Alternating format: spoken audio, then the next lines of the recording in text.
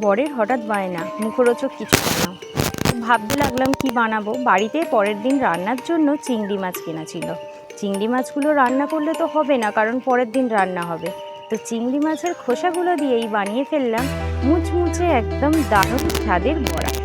দেখো রেসিপিটা কেমন লাগে, তোমরাও বানিয়ে খেতে পারো। প্রথমে নিয়ে নিয়েছি চিংড়ি মাছের খোসাগুলো, পরিষ্কার করে ধুয়ে নিয়েছি, একদম যেগুলো ওয়েস্ট হয় সেগুলো, লেজ গায়ের খোসা এইগুলো ধুয়ে নেওয়ার পর এগুলোকে একটু পেস্ট করে নিলাম। পেস্ট করে একটা বাটির মধ্যে নিয়ে নিলাম, আর মিক্সির বোলটা ধুয়ে সেই জলটাও তার মধ্যে নিয়ে নিলাম। এতে দিয়ে দিলাম পেঁয়াজ, কাঁচা লঙ্কা আর কয়েকটা রসুনের কুচি, আর সাথে দিয়ে দিলাম 2 চামচ মতো চাল গুঁড়ি আর নুন হলুদ, অবশ্যই পরিমাণ মতো নুন হলুদ। এবারে দিলাম চাল গুঁড়ি 2 চামচ। চাল গুঁড়িটা কিন্তু আমি বাড়ির চালে মিক্সির বোলেতে বানিয়ে নিয়েছিলাম, কারণ বাড়িতে কেনা ছিল না চাল গুঁড়ি। তো এতে নিয়ে নিলাম 2 চামচ মতো বেসনগুলো দিয়ে দিলাম, দিয়ে এবার ঝটপট করে এটাকে মিক্সড করে নিলাম। ব্যাস মিক্সড করলেই তৈরি ব্যাটার। ভালো করে কিন্তু মিক্সড করতে হবে, কারণ বেসনগুলো যাতে কোথাও ছোট ছোট হয়ে ডেলা পাকিয়ে না রয়ে যায়। দেখো মিক্সড হয়ে গেছে। এবার একটা কড়া বসিয়ে তার মধ্যে নিয়ে নিলাম কিছুটা পরিমাণ সর্ষের তেল। দেখো সর্ষের তেল গরম হয়ে এসেছে। এবারে ব্যাস চামচের দ্বারা ছেড়ে দিলাম একটা একটা করে বড়াগুলো। এই সময় এত সুন্দর গন্ধ ছাড়ছে, তোমাদের কি বলবো, মনে হচ্ছে যেন এতেই তুলে খেয়ে নিই।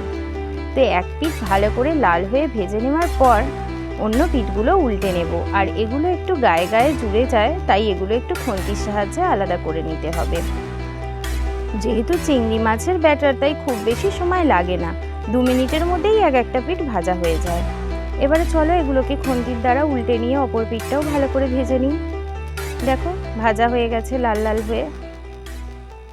এবার এগুলোকে উল্টে নিয়ে উল্টো পিঠটা 1 থেকে 1.5 মিনিট মতো ভেজে নিয়ে একটা জায়গায় তুলে নিলেই ব্যাস তৈরি তোমাদের চিংড়ি মাছের সুন্দর মুচমুচে পকোড়া।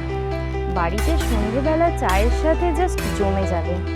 আর এই খোসাগুলো তো ফেলেই দেওয়া হয়, ফেলে না দিয়ে একদিন বরং এই সহজ রেসিপিটা ট্রাই করে দেখো না। আমার গ্যারেন্টি যে তোমাদের অবশ্যই ভালো লাগবে। চলো কথা বলতে বলতে এগুলো ভাজাও হয়ে গেছে, তুলে নিলাম একটা প্লেটের মধ্যে এবং বাকিগুলোও একটা একটা করে ভেজে নিলাম। দেখো কি সুন্দর দেখতে লাগছে। এবার দেখতে যত সুন্দর তার থেকে খেতে কিন্তু অনেক বেশি সুন্দর, দারুণ টেস্টি।